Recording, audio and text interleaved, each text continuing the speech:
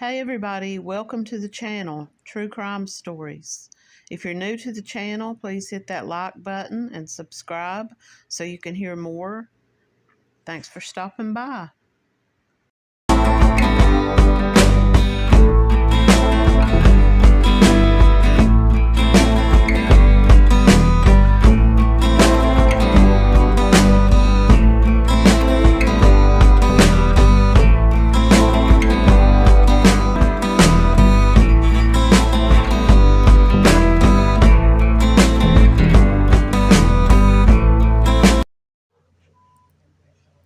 On May 8, 1985, 39-year-old Ada Haradine disappeared. The devout Catholic and stay-at-home mom of two boys lived in one of the nicer neighborhoods in Elkhart, Indiana. It was also the last place that she was seen alive. Her remains were discovered in rural Cass County 3 years later. She had been murdered. Now a group of investigators is joining together to take a fresh look at this cold case.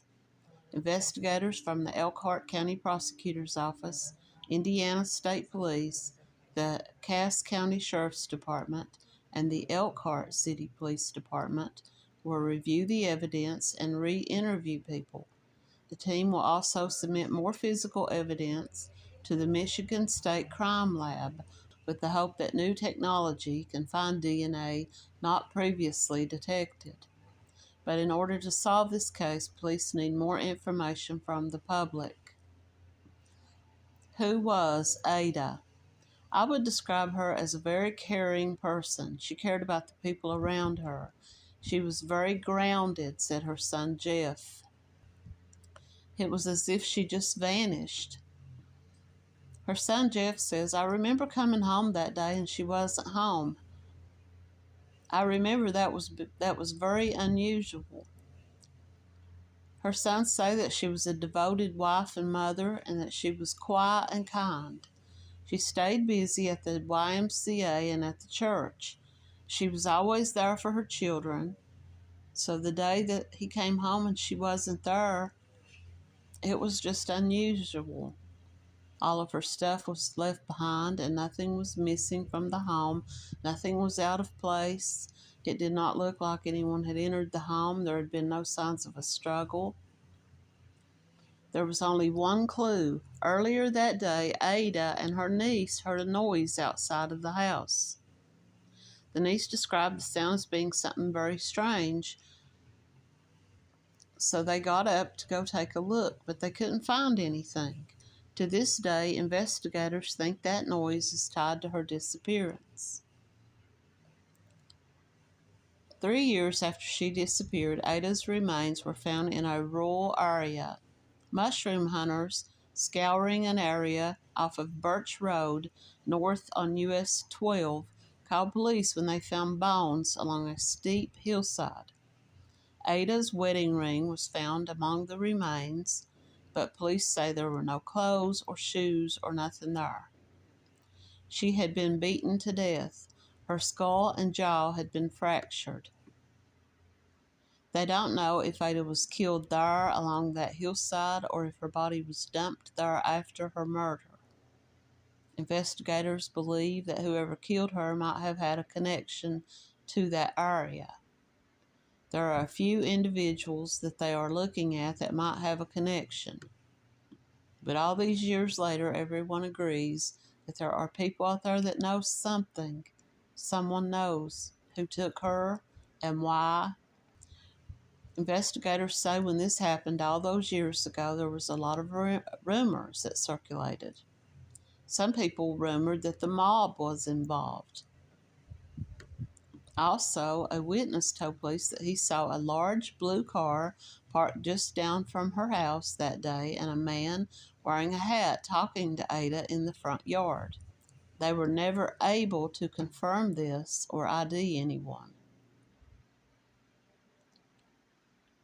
She worked as a teacher's aide at St. Thomas the Apostle Catholic School in Elkhart, Indiana. Ed was a successful businessman in the Elkhart area and the president of Carlton Manufacturing, which specialized in upholstered furniture. The family lived in an upscale neighborhood. Ada had attended a luncheon at the Elkhart YMCA on May the 8th. By the early afternoon, she was back at home and her niece had come over for a visit. At one point during the day, the niece said that the two women heard a strange noise inside the house. Now, it doesn't describe what the noise was. It just says they got up and went to look around, but they could never find where the noise came from. When her niece left, Ada walked outside. She was reportedly spotted in the backyard at about 3 o'clock. However, when her 9-year-old son came home from school at 3:20, the house was empty and his mother was nowhere to be seen, inside or outside. She was usually standing outside waiting for me to get off the bus, he said. Right away, he knew something was wrong, so he called his father at work, but his father didn't know where she was either. The other son, 18-year-old Greg, was away at college, but he came home as soon as he heard what was happening. The family reported her missing at about 7:30 that evening. The home showed no signs of forced entry or a struggle. There appeared to be no evidence whatsoever of anything having been wrong. Her purse, money, her car, everything was where it was left. Her husband, Ed, was eliminated as a suspect early on, although family members insisted that Ada would never abandon her family. Investigators initially assumed that she had just run away. Had someone broken into her home and was hiding inside the home, just waiting for their opportunity to abduct her. Her son says, "We went on living our lives like a normal family, but there was always this void. There was always this, we felt violated." This was about 20 miles from her home where she was found. Though Ada's family received some measure of closure, they were still devastated and desperate for answers. They still wanted her killer to be brought to justice. They had no idea why anyone would commit such a heinous act against their mother, but they do believe that this was someone she knew. Her husband Ed died of a brain aneurysm in 1993, but the children, Jeff and Greg, continue to search for answers of what happened to their mother. Now, the case was reopened in 2013. They wanted to take a fresh look at it, so new investigators from different departments came in to work together to try to see what they might be able to come up with. I wonder just how deeply they investigated this. Now, that there was the rumors, of course, there's always rumors. And some of the rumors that were floating around was that this was something linked to the mafia. I don't know if there's a huge mafia presence in that community, but did anyone investigate to see if her husband's business may have been in trouble? If there was any, their debts, how was their standing financially? This would have been an angle to look at if this could have been a hit or, if a hired murder for hire. Did anyone look into the husband's background as far as a mistress? Or was he ever having been rumored? Or she? Even though everyone described her as being devout to the church and very quiet woman who worked and took care of her family, did anyone look into either the two of them, their personal backgrounds? Just to see if there was someone out there who maybe held some kind of grudge against them in some way. Is it possible that they took the clothing because there was blood or something on the clothing that could have identified them? And maybe these two women fought back. Maybe this Ada fought back against her attacker. And maybe their blood may have been on her clothing. Maybe that was the reason they took her clothing. So just to go over Ada's story one more time. She was last seen in her own backyard in Elkhart, Indiana, just 10 minutes before her son was to arrive home from school on the school bus. 3 years later, her remains were discovered and her death was declared a homicide. Her killer has never been found. This was a suburb neighborhood. This was a cul-de-sac type neighborhood where the neighbors all knew each other and everybody was kind of just quiet people, working class people. For someone to come into this neighborhood and take her out of the neighborhood, it's really strange. And a lot of people wondered if this was also not a planned kidnapping and execution. But they found several rocks about the size of a fist laying around her body, and they believe these could have been used to beat her with. Police weren't sure, though. They don't know if she was killed there in that spot or if she was killed elsewhere and dumped out there. Now, the police believe that whoever killed her and took her body there knew the area very well and maybe had a connection to the area, but they may have known that, this was a steep embankment and not many people would be going down over in there. Her husband was a successful businessman and was the president of Carlton Manufacturing, which specialized in upholstered furniture. So this is one reason why people were kind of leaning toward this could have been some type of retaliation by maybe someone that he had borrowed money from, or someone who was trying to get money from him, someone who was trying to shake him down, so to speak. And this was the rumor that went around after her death, but they were never able to find anything saying that he had any kind of business trouble or financial trouble or anything, and they were able to clear him. On the day she disappeared, Ada was supposed to visit a friend in Fort Wayne, Indiana. However, she put those plans off and said that she was going to attend a Mother's Day Mass at her son's school. Afterwards, Jeff went to his classes and Ada left school and went home.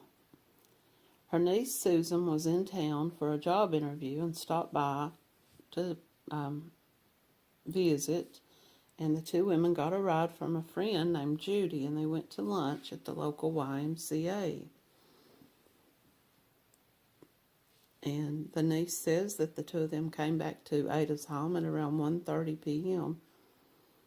Judy was with them, and she left and went home. The niece, Susan, says at some point the two women heard a strange noise inside the house. Susan got up to go look. She got up to go investigate this loud thud.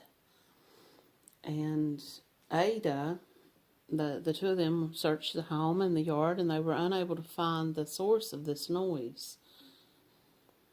And so her niece left, and about 3 o'clock, Ada was seen outside in her backyard. Police were baffled. Authorities began to come around to the idea that Ada had not just left on her own free will, but they were at a loss to explain what happened. Ed, her husband, said there wasn't a weekend that we weren't together. We were a very, very married couple. We did everything together. This has put our life in limbo. We went from living a normal life one day, and the next day you have reporters and photographers and police officers asking you questions, and it makes you feel violated, and you're already dealing with this, uncertainty of what is going on and what happened. It almost sounds like someone took her body and just tossed it over this hillside from the road. Using dental records, medical examiners determined that these remains belonged to Ada. A forensic pathologist concluded that Ada had died from blunt force trauma. Additional undisclosed items related to the case were found nearby and were sent to the lab for analysis, but these were never made public. They didn't say what the items were, and they didn't say if they found any DNA or any blood or anything on them matching anybody, or anything that they could use. Although her family felt like they had gotten some answers and some measure of closure, they were still devastated by her loss, and they were desperate that this person who murdered her would be found and brought to justice. They had no idea why unassuming and well-liked Ada had been targeted for such a horrific act. The only thing strange at the home was that there was nothing strange, said the prosecutor's office. They found absolutely nothing out of place. It was as though this woman had just walked outside of her home and just vanished. Everything inside the home was untouched. There was no signs of any kind of a struggle. And all of her belongings were left right where she would have left them when she came home that day. This is about the death of Linda Van Buskirk. Now, this was right around the same time as Ada. On May 10th, 1985, the discovery of Linda Van Buskirk's body in a shallow grave sent residents of St. Joseph County, Michigan, reeling. We could tell that she had been shot 3 times. The body was exhumed and we took it to Lansing for an autopsy. The disturbing finding was made about 6 weeks after Linda, a 26-year-old divorced mother of 2, was working hard to make a life for herself and her daughters, and then she went missing. On March 26, Linda left her home for a routine daily walk while her parents looked after her children, but Linda never returned. They knew that this was a devoted mother. She was very devoted to her kids, and she was hardworking, and they just didn't believe she would ever just have got up and run off. Her disappearance immediately sent up red flags. She led an exemplary life.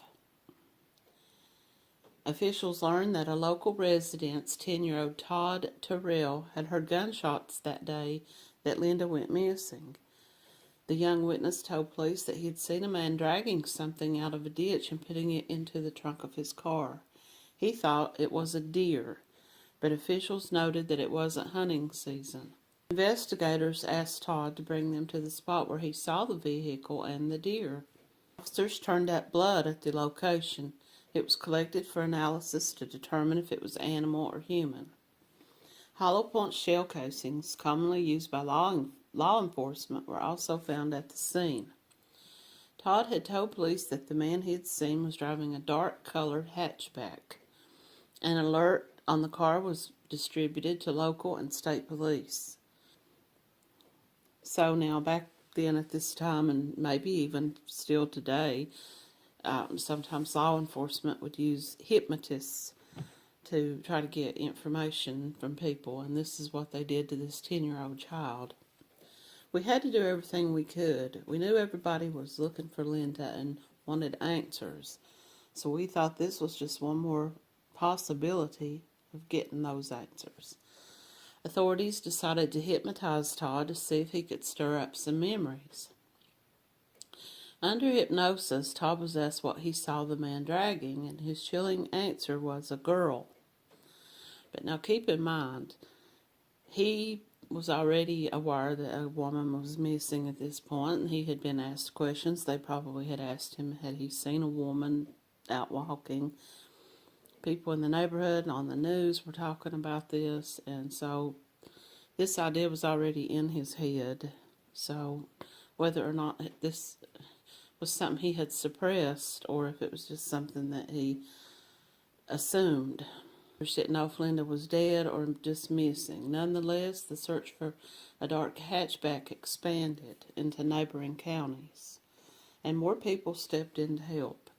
The Michigan State Police and the St. Joseph County Sheriff's Department and more agencies united in their effort to find Linda. Detectives pursued every possible avenue. They began by interviewing Linda's ex-husband, Bruce Van Buskirk. Now, he was a police officer in the Three Rivers Police Department.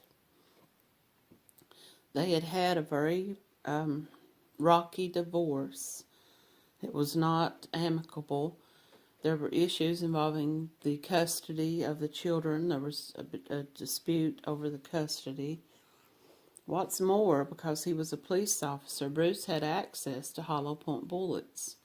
These factors all raised the eyebrows of the investigators.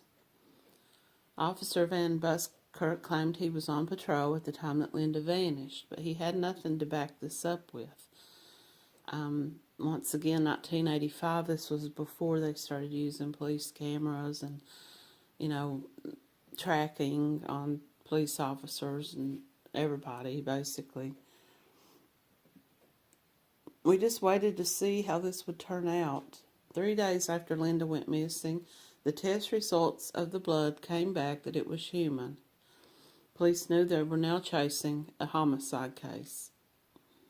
A sweeping search of local law enforcement's guns were conducted. And the search started with Bruce Van Buskirk's firearm, which eventually helped clear him from suspicion.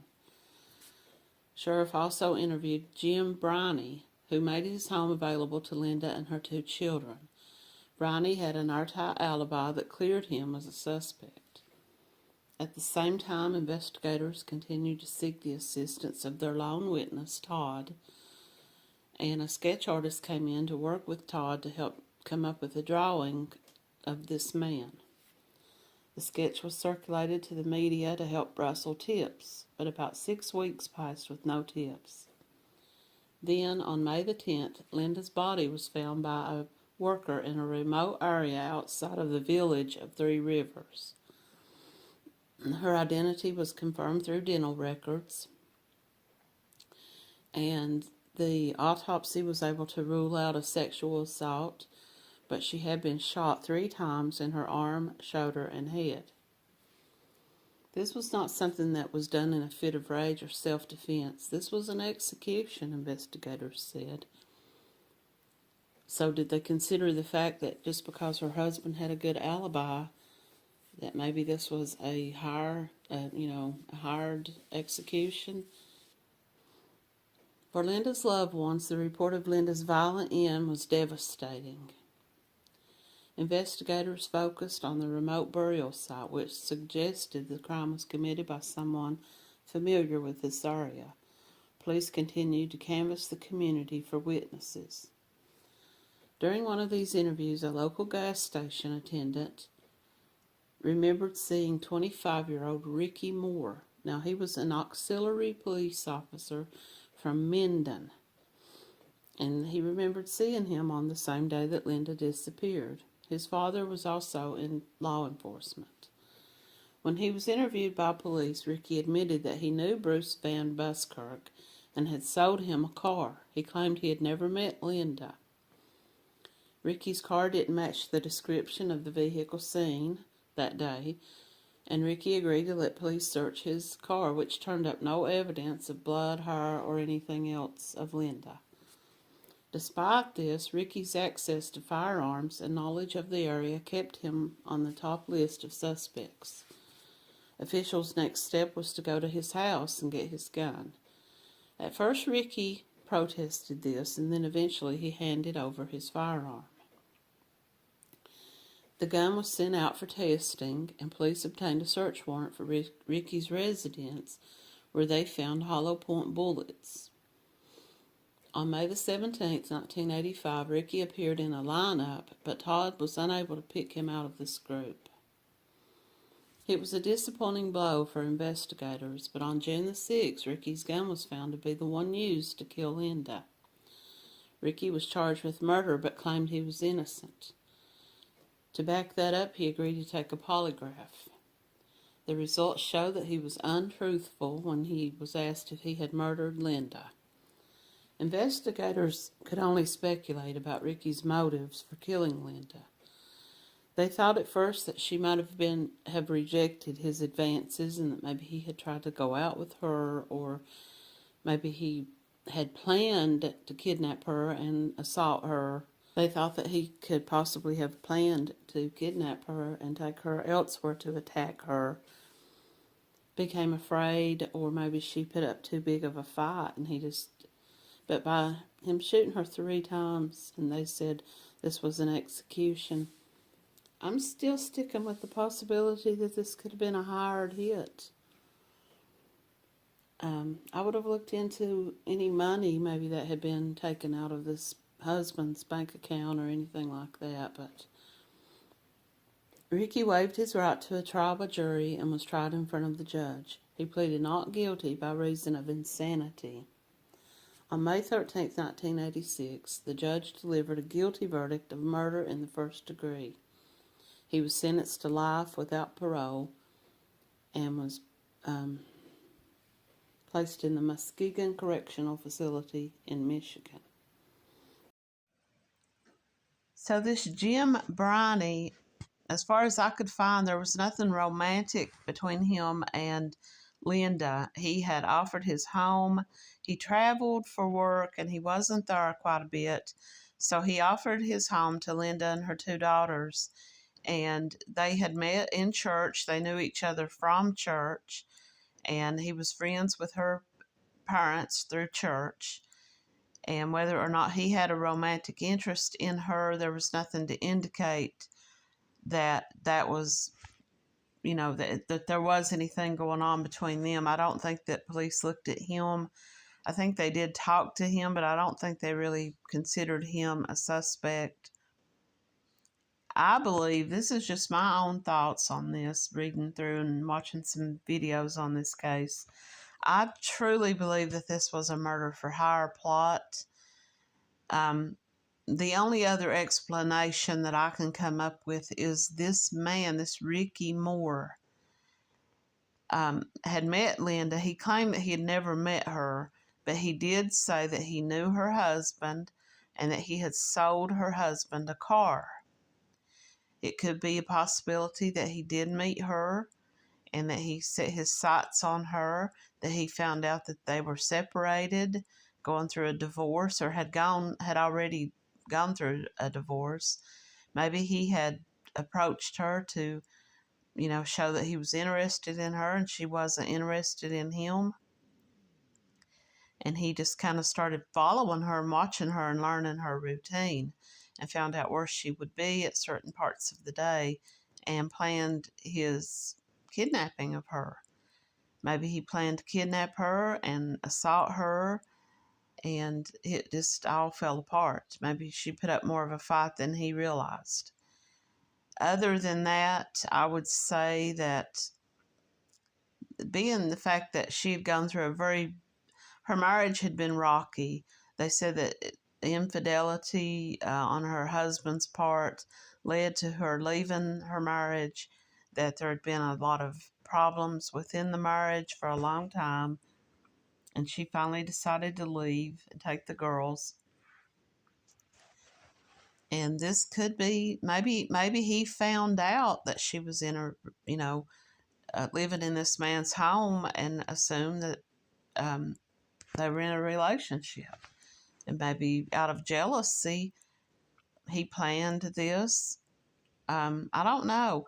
I don't know how hard the police looked into that. They just said that they ruled him out, that his gun was not used. But that doesn't mean that there could not have been something, that he reached out to this Ricky Moore. Maybe this Ricky Moore, being an auxiliary police officer, maybe he wanted to gain favor with this Bruce Van Buskirk because he was a police officer, and maybe he thought that this could help his career. I don't know, but these are just some thoughts on this. The one thing that these 2 women did have in common that everybody seemed to agree on was that they were both very devout Christian women. They were both dedicated mothers. They were homemakers. They took care of their children, stayed at home. They didn't lead any kind of lifestyle that would have led them to be looked at as having people surrounding them or in their lives that were in any type of criminal activity. Even though the rumors went around that Ada's husband may have been involved in the mob in some way, or they were trying to retaliate against him in some way. As far as I could find, police were never able to find anything about that. It was said that Linda was struggling financially and that she would go as far as putting up a lemonade stand to earn money. She started baking and making homemade baked items out of the home that she was living in and selling those to make money. So she was trying to do this on her own, be one of the nicer neighborhoods, a safe neighborhood.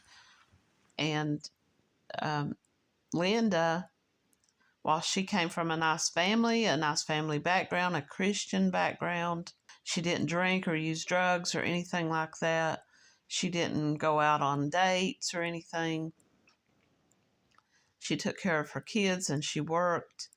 The one thing that she did enjoy doing, and this was part of what led to her death, was that where she was living, there was a trail, like a road, and she would walk. She'd gotten into the habit of going for a walk every afternoon. Her parents would watch her kids, and she would go for this walk. So someone knew this routine. I believe someone knew this routine. It could be that if this was a murder for hire, that whoever hired this person to kill her knew her routine and gave that routine to that person. Otherwise, Ricky Moore had been stalking her, watching her, and he had learned her routine. He knew that she would be on this trail at this certain time of day. Now, they said that this was at around 3:30. The little boy, who was a witness to this, had gotten off of the school bus and was walking towards his home when he heard gunshots. So he walked up to the top of the hill where he had heard these gunshots, and this is when he saw a man dragging what he thought was a deer and put this into the back of his car. Well, they know now that this was Linda. They know now that she'd been shot 3 times. Whoever was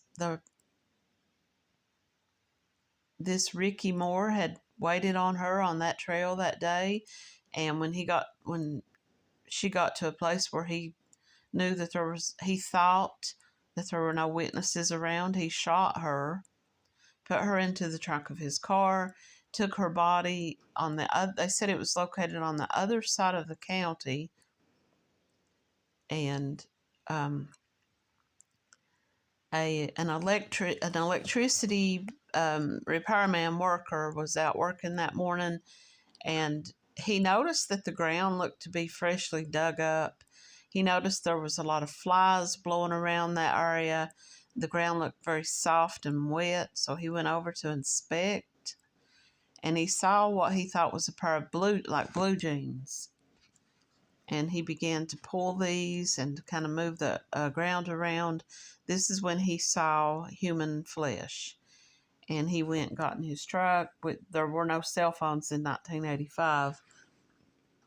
So he got into his truck and went to a nearby area and called police. And this is what led to them discovering Linda Van Buskirk's body having been shot. And in the case of Ada, I believe that it's possible that Ada's case was a kidnapping for hire. Now, whether, like I said before, whether or not her husband had anything to do with that, or if it was somebody else, I believe that someone went to her home with the intentions to kidnap her for a ransom. And things went terribly wrong because she was not, the police don't believe she'd been held captive for a long period of time. It was 3 years before her body was found. And the advanced state of decomposition that her body was in when it was discovered, the forensics, they believed that she had died very soon after she had been taken. They couldn't determine if there had been a sexual assault on her body because of the decomposition. that could have been a motive. That could have been, but for someone to come into her neighborhood, this is another case, in my opinion, of someone knowing her routine. They probably didn't know that her niece and this other woman would be in the home with her that day, and they were probably aware that she spent most of her days in her home. She was always at home, and her son got off the school bus at 3:30, so they knew that she would be at home by at least 3 p.m. And I believe someone went there to the home that day and laid in wait for her. But when she arrived back home with these two other women, they had to try to make their escape out of the house. This could have been the noise that was heard. And then they watch the house until they know that no one else is there. And then they pull in the driveway and kidnap her. And whether or not this was a, spousal situation for finances, whether or not this was a retaliation against the spouse, whether or not this was a kidnapping for money, because these people were well off and something went horribly wrong, and they decided to just go ahead and kill her and move on because they probably thought they were going to get caught. And they may still get caught. They said that there were items that were removed from the scene around her body and sent for forensic testing, but those were never made public. So the police may have some evidence that they've never made public. Now, what led police to this Ricky Moore in the case of Linda Van Buskirk's death was that in the area where her body was located, they said it was on the other side of the county from where she lived. And a gas station attendant remembered seeing Ricky Moore there that day, the same day that Linda had gone missing. Now, when he was interviewed, he told police that his parents had a cabin in that area and that he had gone out there to that cabin because they had worried about a break-in. They thought someone maybe had broken in, or that he just went out there just to check things to make sure nothing had been bothered. So he put himself in that area that day, and the gas station attendant did as well. Now, when the police interviewed this little boy, and they put some men in a police lineup, and he was sitting behind glass, of course, looking at these men, he could not pick this Ricky Moore out of this lineup and say that he was there, that was the man. And the description that he gave and the composite drawing didn't really look that much like Ricky. So I wondered, could it be that Ricky just helped to dispose of the body? Now, it was his gun that was used in the shooting, but that doesn't necessarily mean that he was the person that shot her. He could have, and the car, he had a white S10 pickup truck, which he allowed police to search, but the car was an older model, dark-colored hatchback, and they never found this car. He was brought into the police headquarters for questioning, and he asked to speak to his dad. They called his dad. His dad came and picked him up and took him back to the house, and the police followed them there and got the gun. And they did ballistics testing on the gun. Someone had attempted to dismantle this gun. This gun had been damaged. He told police that there was a piece of lead stuck in the barrel and that he had used a screwdriver to try to remove it. But I think, and the police believe too, that he had tried to either dismantle this gun or damage this gun to the point that they wouldn't be able to do testing on it. Now, I kind of disagree with the police on this part right here. The police believed that Ricky's motive for attacking Linda was sexual, that he had planned to kidnap her, take her out to the family cabin, and sexually assault her and hold her there. But I don't think that that was the case, because if that had been the case, why did he shoot her in the head, execution style? I think he drove down that road behind her as she was going for her walk, and he just shot her and killed her. And if this had been something that he had planned, they believe that he first saw Linda when she was still married to Bruce, and that he had sold Bruce a car. And he had gone to their home, and this is where he saw Linda and began to have these sexual desires for her. He was a loner. They said he lived at home with his parents, and I just don't know about that. I believe that I just don't think that that was the motive. I could be wrong. So the one thing that I could not find in this story, and I looked, was what happened to the two little girls after their mother's death. The father was found to have nothing to do with this as far as the police were concerned. They said that he was at work, he had an alibi, his gun was clean, and they couldn't trace him in any way to this. And Ricky Moore never once gave up any information on anybody else. So the police believe that he worked alone. That could possibly be true, but what happened to the two little girls? Did they end up going to live with their dad? Or did the grandparents end up raising them? I couldn't find that anywhere. And I just kind of have this feeling in the back of my mind that this was the motive the whole time. And I could be wrong about that, but that's just something that can't shake off that thought. Both of these cases just seem to have absolutely no rhyme or reason for the kidnapping and murder of these two women. While no one really believes that they were related, they were only about an hour apart, more or less. And with Ada, part of me wonders if this wasn't also maybe possibly a hired kidnapping. Now, whether or not her husband was involved in that, it could have been that people in the community, people knew her husband and decided to kidnap her for a ransom, and this just kind of went wrong, and they just ended up murdering her because they were afraid that they were going to get caught anyway.